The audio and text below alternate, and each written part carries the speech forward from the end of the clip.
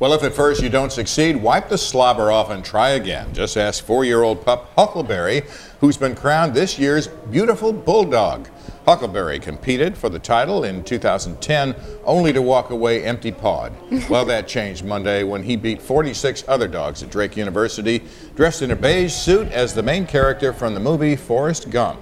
It's the 34th year for this contest. Huckleberry's owners say their pooch is a sports lover who basically spends all his time playing with a miniature basketball.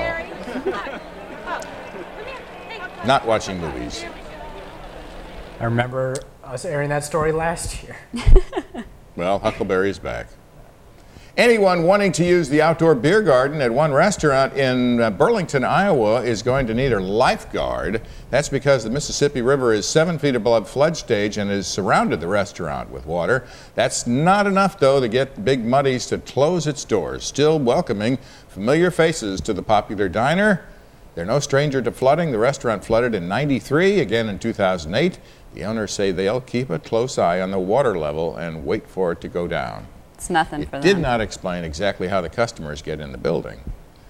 I guess there's a walkway there they can manage so far. Maybe they treat it like the Ozarks, where you can just ride right up in your boat or your jet ski. Swim right up.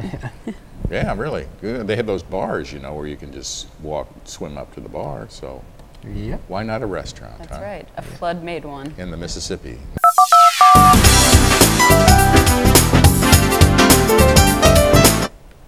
Here's a warning. Keep the iPad away from your baby. It could become an addiction.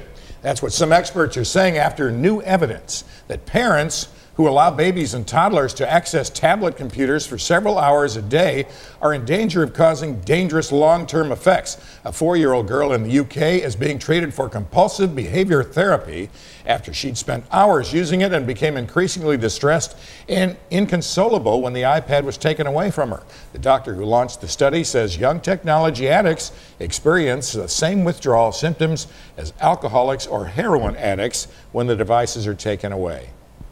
Campus police at the University of California Santa Cruz confiscated this more than 2-pound joint at the annual smokeout. A crowd of a couple thousand had gathered to celebrate the weed, but the celebrating was cut short for the guy wearing the Keep Santa Cruz Stoned t-shirt.